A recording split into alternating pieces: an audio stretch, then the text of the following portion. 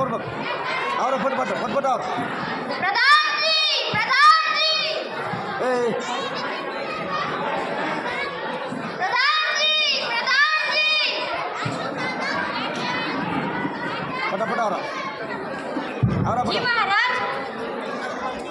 प्रधानजी तुम्ही काल उशीर आलात, आज उशीर आलात आणि तेही दगडात. तुमच्या या रंगण्याचे कारण काय?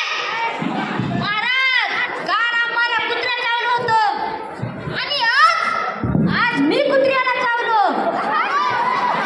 तुम्हीच म्हणता दुश्मनीमध्ये हिसाब बरोबर ठेवला पाहिजे. बाबा शाबास शाबास. प्रधानजी आपल्या दरबाराची वेळ काय आहे?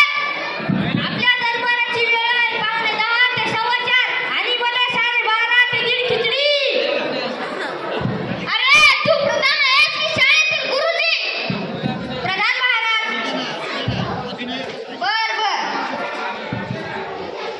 प्रधानजी तुम्हाला पर्यावरण या शब्दाचा अर्थ माहित आहे का? पर्यावरण म्हणजे काय तुम्हाला माहित नाही? नाही. किती कठीण आहे हा पर्यावरणाचा अर्थ तुम्हाला माहित नाही? नाही बाबा नाही माहित. काय महाराज किती दुर्दैवाची गोष्ट आहे. पर्यावरण म्हणजे काय तुम्हाला माहित नाही? अरे रे देवा. आता सांगतोस की घालून ना. अहो तेच तर सांगतोय मला सुद्धा माहित नाही. महाराज मी सांगू का? तुम्हासनी स्वर्ग माहित आहे का? स्वर्ग? हा स्वर्ग ते वर आभाळात कुठेतरी असतं बघा. बरं त्याचं काय? त्या स्वर्गात गंधर्व अप्सरा आणि पर्या असतात बघा. पर्या? होय पर्या. त्या स्त्री पंख असतात त्या पर्या जेव्हा स्वयंपाकात वरण करतात त्याला पर्यावरण म्हणतात. प्रधानजी याच्या बरं बरं. प्रधानजी याच्या कान खाली द्या हो. मूर्ख. स्वर्गात अमृताचा मुबलक साठा असताना पर्यावरण कशाला म्हणतील? अगदी बरोबर बोललात महाराज. आणि समजा त्यांनी अमृताला कंटाळून एखाद्या दिवशी वरण केलं तर भात कुठून आणतील? जा संपूर्ण नगरात दौडू दे. ही महाराज. प्रधानजी आणि आजच्या दरबाराचं काम सुरू करा. एक खटला आहे महाराज. आपण योग्य न्याय द्यावा. खटला काय आहे? एका कॉमनमॅनची फिर्याद आहे महाराज. कुणाविरुद्ध? कोणी प्रदूषण नावाचा श्रीमंत सावकार आहे महाराज.